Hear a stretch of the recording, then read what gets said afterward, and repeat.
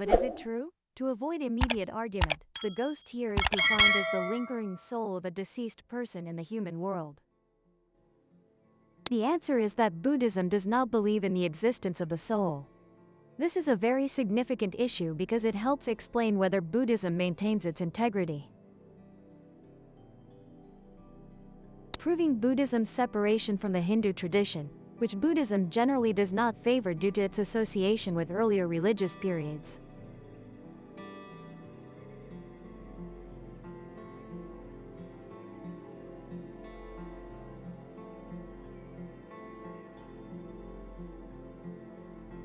Why is the issue of the soul important to Buddhism? To discuss the existence or non-existence of the soul in Buddhism, one must understand how the soul is defined in the context of Buddhism's origin. According to Vedic tradition, there exists an eternal soul divided into two types: the individual soul of each person and living being, Atman, and the cosmic soul, the original soul, Brahman. One point to reconsider is that Hinduism is not a single religion but a collection of interrelated religions in terms of belief. And ultimately, the belief here is in the existence of Brahman and Atman, meaning the existence of an eternal soul. After Buddhism ceased to develop in India until today, Indians have very little understanding of Buddhism. If they do, they often regard Buddhism as a religion within a broader Hindu synthesis, like Shaivism or Krishnaism. Especially after Gautama Buddha was widely recognized as the ninth incarnation of Vishnu and is also worshipped in some places. Meanwhile, Buddhist followers consistently deny this assimilation, despite the many similarities and mutual influences between the two religions. Because Buddhism always considers itself an independent religion, as its second noble truth is still recognized as an Atman, no self. So, what is an Atman? Explaining it thoroughly in an elusive concept like self and no self is impossible, at least with my limited understanding. However, it can be temporarily explained. Humans are often thought to consist of two parts, the physical body and the soul, which exist independently. The physical part is finite, born, grows, and dies. Meanwhile, the soul is eternal and is the true master, controlling all our consciousness and actions. After this temporary body dies, some religions believe the soul returns to its original essence, which they call God. Returning to heaven, where the soul and breath of Adam reside, or the Tao, according to Taoism, or Brahman, if one attains liberation in Hinduism. Meanwhile, some religions that believe in reincarnation hold that the soul, even if it loses memory of the past life, will carry personal characteristics to be reborn into a new body, living a new life. Self can also be understood as a personal imprint, making us a unique and distinct entity. Thus, an Atman, in the simplest understanding, means the non-existence of self. No eternal soul and no distinct personal ego. According to Buddhist doctrine, humans consist of two parts, Nama and Rupa, equivalent to mind and body. Among them, Rupa, or the parts of this body, are composed of four elements collectively called the four great elements: earth, water, wind, fire. And Nama, or the spiritual part, also consists of four components: consciousness, perception, feeling, and typically, Buddhist scriptures combine Rupa and the four components of Nama into five elements that constitute a person, called the five aggregate. Rupa, consciousness, perception, feeling, mental formations. Apart from the five aggregates, there is nothing called self, soul, or Atman. Unlike other religions, Buddhism advocates the middle way, between Nama and Rupa. Neither dominates the other, neither comes first nor last, neither is eternal nor finite. All are separate elements that combine due to causes and conditions at a specific time, arise, and naturally cease. There is a concept called interdependence to explain this knowledge. Accordingly, Nama and Rupa are like the front and back of a sheet of paper. You cannot tear off the front of the paper without tearing the back. This means that Nama and Rupa exist and cease depending on each other. Mind and body arise and cease together. Therefore, there is no such thing as a soul existing independently after the body dies. Enlightenment in Buddhism is a central concept, the method by which we can attain liberation. It is necessary to realize that the self does not exist. This body and soul that we try to hold onto and consider ours are illusory. What is illusory will eventually be lost. If we stubbornly try to hold on to what cannot be held, as the source of suffering, when we die, when the conditions for the five aggregates no longer exist, we will also cease. There is a problem. If the true self never existed and the false self has ceased, would those to be reborn? And if we are illusory, after rebirth, will that still be us? Can it be called our next life? According to Buddhism, what we call our human self, including both the physical and spiritual parts, rupa and nama, even within this lifetime, is not original. There is a classic example. When we are 5 years old and our present self, are they the same? In terms of both body and soul, both nama and rupa, it seems not. Physically, modern science has proven that cells in the body die and are replaced by new ones every second. Therefore, at the present moment, it is very likely that there are no cells left in our body from when we were 5 years old. Psychologically, our thoughts have changed a lot. But could our current worldview and philosophy of life still be the same as back then? Just 1 second ago, both our body and soul are no longer ourselves. So why, when looking at a photo from when we were 5 years old? It is because although we change every second, that change is not sudden but happens gradually. So there are still enough elements to recognize that it is us. More importantly, the present self is both the cause for the self of the next second and the result of the previous second. This process occurs slowly, continuously, and without interruption. It can be said that we are both ourselves and no longer ourselves. This is a typical characteristic of the middle. A matter is both true and false, both not true and not false, without any. Applying this story to reincarnation, we can see the following. When we die, even though consciousness and form cease to exist, we immediately transition to a new life. The self of this life is the cause for the next life, and this process occurs continuously, without interruption. That is why the next life is still considered our next life. And more importantly, the things we do in this life will affect our life in the next life through the relationship of cause and effect. Name and form both vanish, only karma is what permeates the process of birth. So, how does karma guide us into reincarnation? Karma, defined as the actions, thoughts, and words we create, along with their inevitable consequences. Karma represents the theory of cause and effect. When we sow good causes, we reap good results and vice versa. Karma not only affects us in this life but also determines our place, state, and conditions in the next life. You can refer to my article on karma in Hinduism and Buddhism. Traditionally, the cycle of reincarnation in Buddhism includes 3 realms: the desire realm, the form realm. The form realm is the world of beings who still have form but are free from worldly desires, living through meditation. The formless realm is the realm of beings without form, only consciousness, having reached deep levels of meditation. Finally, the desire realm, the world of beings who still have desires. Usually, the desire realm is divided into 6 paths, called the 6 realms: gods, asuras, humans, hungry ghosts, animals, and hell. All beings in the 3 realms must endure the suffering of reincarnation. Even though beings in the formless realm have profound virtue, great blessings, and long lifespans, they are still finite. The natural mechanism of cause and effect operates according to each person's karma in their life.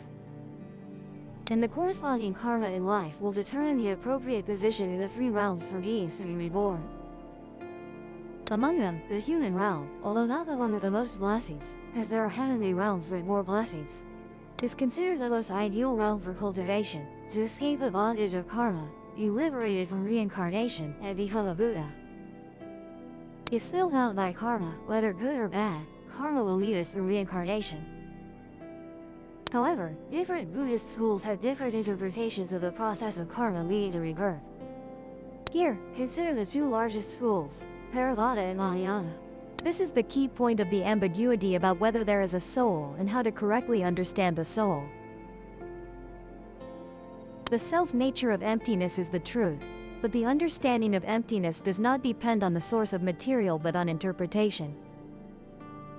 Below is the process of reincarnation in Theravada Buddhism. Theravada Buddhism strictly adheres to the basic theories of Buddhism reflected in the belief in the phenomenon of immediate rebirth.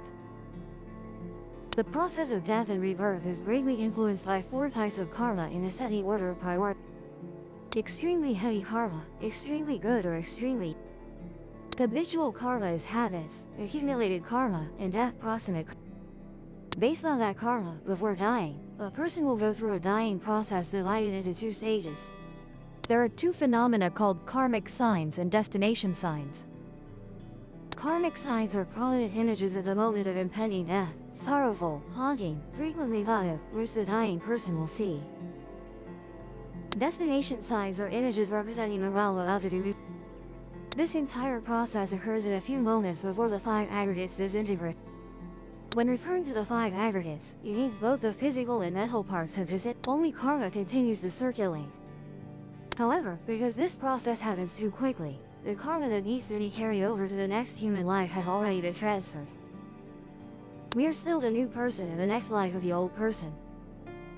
As corrected above, the thoughts of a dying person, the karmic consciousness at that time also holds significant importance for the process of This is because there is near-death karma.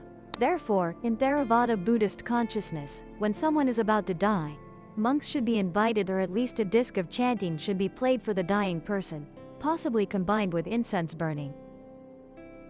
This will have some effect, helping the departing person purify their consciousness. Before departing, there will be a beautiful thought. Good near-death karma will partly guide that person to a better realm, state, or life in the next rebirth. So, what is the process of reincarnation in Mahayana Buddhism? The reincarnation process of Mahayana Buddhism, while still based on the fundamental doctrines of Buddhism in general, impermanence, non-self, nirvana, dependent origination, is further developed into an incredibly miraculous, complex, detailed, and transcendent process.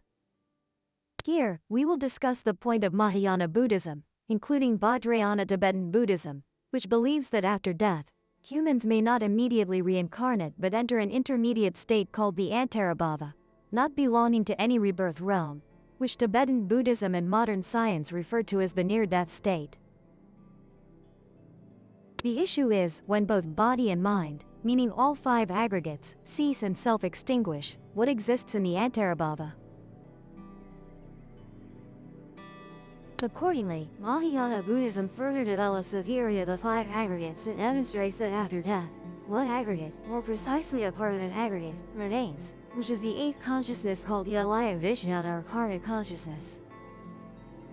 And it is the alaya vijnana that exists in the Antarabhava and reincarnates when conditions are sufficient. To clarify the issue of alaya vijnana, we must return to the topic of the five aggregates. As presented above, the five aggregates constitute all of a human's life, including the material part of the physical body called the form aggregate and the psychological part divided into four aggregates: consciousness, perception, feeling, and mental formations. Among these, the consciousness aggregate is further subdivided. Theravada divides it into 6 consciousnesses: eye consciousness, ear consciousness, nose consciousness, tongue consciousness, body consciousness, and mind consciousness. Whereas Mahayana has 2 more consciousnesses, making 8 in total: the storehouse consciousness, the ego-grasping consciousness. Since the alaya vijnana is a vast field of consciousness-only studies, this article's scope only covers parts related to reincarnation. The alaya vijnana has 3 functions: storing, preserving, and manifesting. Its objects include both name and form, encompassing everything. Specifically for the individual, the alaya vijnana not only stores all our karma but also preserves and nurtures it as seeds, always ready to transform into karmic results when conditions are right. Due to its nature of containing all karma, The alaya vijnana is often called the karmic consciousness. After a person dies, the 5 aggregates disintegrate, leaving only the karmic. But karmic consciousness exists in the intermediate state for a period typically set to a maximum of 7 days, and it will die again if there are no suitable conditions for rebirth. And it will die and be reborn up to 7 times, i.e., 49 days. During this time, the karmic consciousness still retains human characteristics, recalling past actions, the karma created, both good. Mahayana Buddhism holds that only cases of extreme goodness or extreme evil are immediately reborn into pure lands, heavenly realms, or cast down to hell. Ordinary people with mixed good and evil need the antarabhava state to find conditions matching their karma. Notably, what happens during this stage is decisive and can alter the place and state of rebirth of the deceased. Based on this theory, Mahayana Buddhism developed rituals like transferring merit, chanting, and performing good deeds within 49 days when a family member passed. This ritual is explained as accumulating merit through chanting, the goodness of relatives, and the power of the Buddha. We can guide the karmic consciousness of the deceased to be reborn in a better place.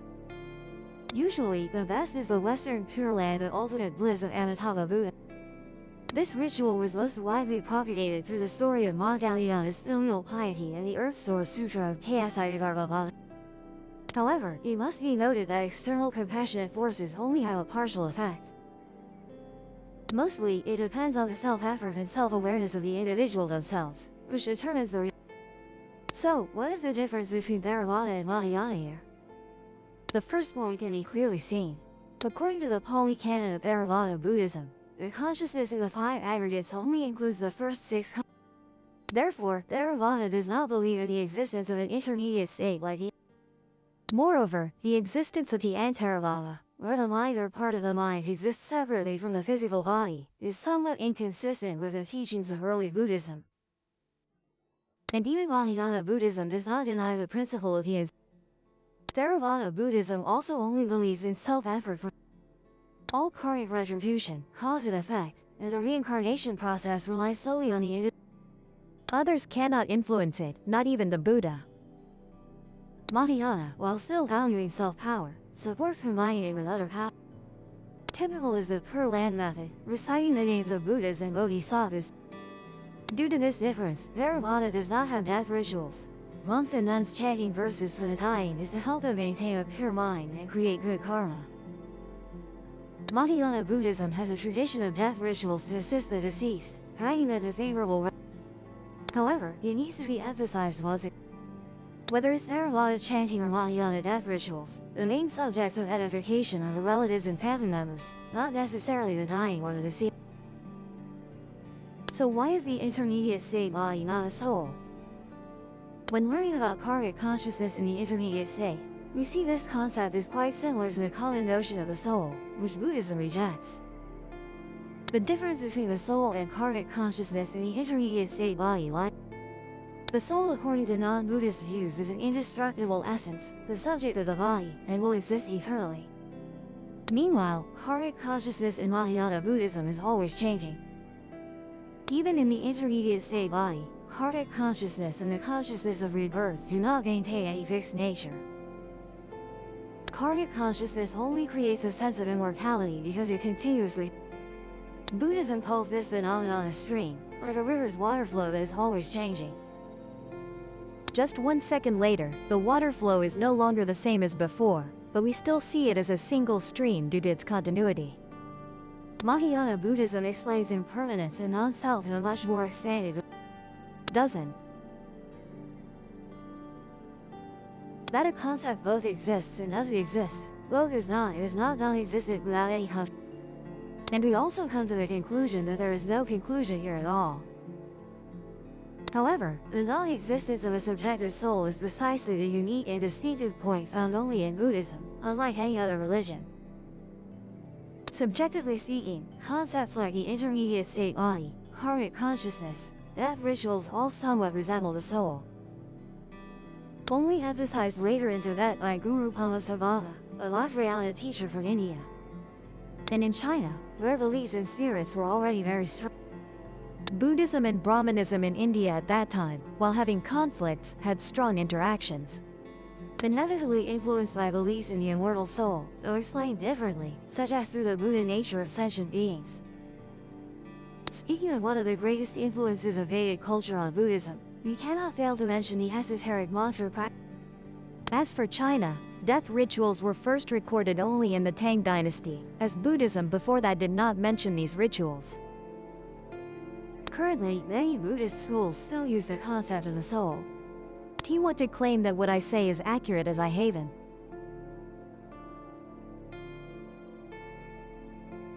But if not mistaken, these are orthodox Buddhist knowledge.